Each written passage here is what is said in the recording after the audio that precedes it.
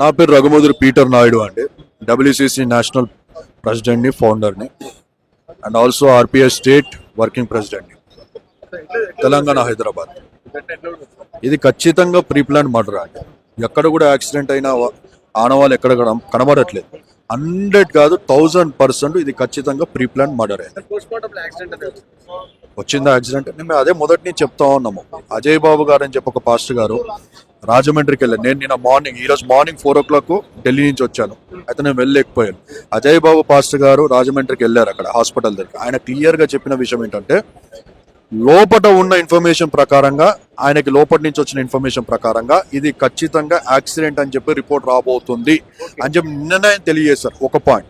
రెండో పాయింట్ ఆయన ఏమన్నారంటే, లోపల జరుగుతున్న విషయాలు నాకు తెలుస్తున్నాయి. యాక్సిడెంట్ తో పాటు ఆయన బండి డ్రింక్ అండ్ డ్రైవ్, తాగి నడిపాడు అనేది రిపోర్ట్ రాబోతుంది నిన్ననే చెప్పాడు.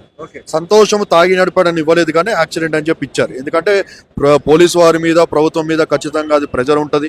మత కల్లోలాలు అనేది జరుగుతాయి ఇండియా మొత్తంలో. ప్రభుత్వానికి చెడ్డ పేరు వస్తుంది, లా అండ్ ఆర్డర్ ఇష్యూస్ వస్తాయి. కాబట్టి వారు ఖచ్చితంగా అది యాక్సిడెంట్ అని ఇస్తారు. ఇది జగమెరిగిన సత్యము. చిన్న పిల్లవాడైనా చెప్తాడు అది యాక్సిడెంట్ కాదు, మర్డర్ అని చెప్పి. అదే అంటా ఉన్నానండి. ఇప్పుడు నేను మొదటి నుంచి చెప్తుంది అదే. ఎందుకంటే హమారా ప్రసాద్ అనే వ్యక్తి, హమారా ప్రసాద్ నిన్న ఒక ఫేస్బుక్ లో స్టేట్మెంట్ పెట్టాడు. కత్తి మహేష్ ఎట్లా చచ్చిపోయిండో, ప్రవీణ్ పగడాలు ఎట్లా చచ్చిపోయిండో, అరే అజయ్ బాబు నెక్స్ట్ నువ్వేరా అంటే ఇప్పుడు మీరు ఎట్లా తీసుకుంటారు చెప్పండి? దాని అర్థం ఏంటి? అంటే మేము వీళ్ళని చంపేసినాం, నెక్స్ట్ నిన్ను కూడా నేనే చంపేస్తాను అర్థమైనా? నాకు కూడా వేరే వాళ్ళు కాల్ చేసి నా గురించి కూడా పెడతా ఉన్నా, నన్ను కూడా చంపుతానని చెప్పి. అంటే ఇప్పుడు ప్రవీణ్ పగడాల అయిపోయాడు, కత్తి మహేష్ అయిపోయాడు, అజయ్ బాబు అయిపోయాడు, నెక్స్ట్ రఘుమధురు పీటరా? ఎంతమందిని చంపుతా ఉంటారు? ఇప్పుడు కూటమి ప్రభుత్వం వచ్చిందని చెప్పి క్రైస్తవుల మీద దాడిలో స్టార్ట్ చేస్తా ఉన్నారా? నేను పవన్ కళ్యాణ్ సూటిగా అడుగుతా ఉన్నా. నేను ప్రశ్న, పవన్ కళ్యాణ్ గారు మొన్నటిదాకా నా సంతాన ధర్మం అని చెప్పి అడుగుతా ఉన్నాడు కదా. ఈ సంతాన ధర్మమే కదా ఈరోజు కారణము. నువ్వేమో ఎన్నికలు వచ్చినప్పుడేమో చర్చిలోకి పోతావు, సిగ్గు శరం లేదని చెప్పి అడుగుతావు. నేను పవన్ కళ్యాణ్ ఎన్నికలు వచ్చినప్పుడు చర్చిలోకి పోతావు. నేను బాప్తిజం తీసుకున్నాను యోర్దాన్ నదిలో, నా భార్య క్రైస్తరాలు, నేను క్రైస్తరాలు, నా పిల్లలు క్రైస్తరాలు, యేసు ప్రభు నేను నమ్ముకున్నానని చెప్పి నువ్వు స్టేట్మెంట్ ఇస్తావు. వాళ్ళ పొలిటికల్ గా వచ్చేమో సంతాన ధర్మం అడుగుతావు. ఈరోజు నువ్వు అరిసిన అరుపులకే కదా ఈరోజు చనిపోయిందని చెప్పంటావు. నేను నువ్వు బాధ్యత తీసుకుంటావు. ఈరోజు పవన్ కళ్యాణ్ ఈరోజు బాధ్యత తీసుకుంటానని అడుగుతా ఉన్నా. నారా లోకేష్ గారు మాట్లాడారు, చంద్రబాబు గారు మాట్లాడారు, మళ్ళీ డిప్యూటీ సీఎం పవన్ కళ్యాణ్ ఎందుకు మాట్లాడలేదు? ఇది నా ప్రశ్న. ఈరోజు మొత్తం క్రైస్తవం అడుగుతా ఉన్నది.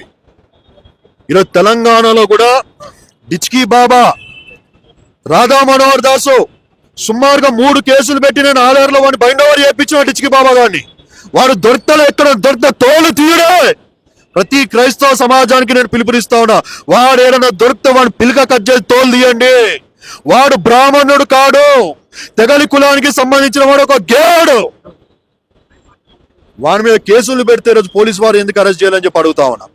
కరుణాకర్ సుగుణం మీద నేను ఆఫీస్ మీదకి పోలీసు వాళ్ళని తీసుకొని పోయి సుమారుగా వాని మీద 3 కేసులు పెట్టాను. వాడిని పంజాగుట్ట పోలీస్ స్టేషన్ పిలిపించిన పోలీసు వారు ఎందుకు ఇప్పటిదాకా అరెస్ట్ చేయలేదు? వాని ఆఫీస్ ఎందుకు సీజ్ చేయలేదు? ప్రభుత్వాలు వాడిని ఎందుకు చూడనట్టు చేస్తా ఉన్నాయి? వన్ సైడ్ ఈరోజు మా పక్షాన్ని ఎందుకు పక్షవాదం చూపెడతా ఉన్నాయని చెప్పి అడుగుతా ఉన్నా.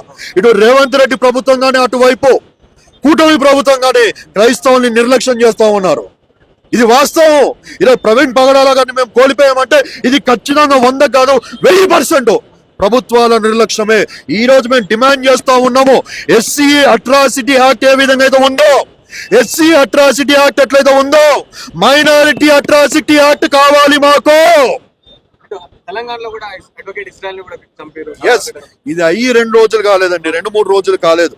ఇంతలో ఇది స్టార్ట్ అయింది మాకు, ఒకరి తర్వాత ఒకరు. ఇప్పుడు అజయ్ బాబు అంటా ఉన్నారు. ఇప్పుడు అజయ్ బాబుకి నేను అడుగుతా ఉన్నా సూటిగా, రేవంత్ రెడ్డి గారికి, అజయ్ బాబు గారికి మీరు ప్రొటెక్షన్ ఇస్తారా, ఇవ్వరా?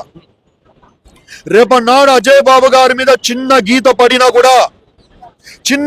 పడినా కూడా రేవంత్ రెడ్డి దీన్ని తీసుకొని రిజైన్ చేయాలి. ఈసారి ఊరుకునేది లేదు. ఇప్పుడు మాకు న్యాయం జరిగేదాకా మేము ఊరుకునేది లేదు. ఈ నిరసనలు, ఈ ర్యాలీలు, ధర్నాలు ఖచ్చితంగా జరుగుతాయి. ఇంటర్నేషనల్ లెవెల్లో పోతా ఉంది. ఖచ్చితంగా Revanth Reddy should be answerable for this death. మా డిమాండ్ వచ్చి, ఎవరైతే ఈ యొక్క చర్యకు పాల్పడి ఉన్నారో వారిని ఉరి తీయాలి. ఎంతమంది అంగీకరిస్తా ఉన్నారు? కరుణాకర్ సుగుణాన్ని ఉరి తీయాలా వద్దా?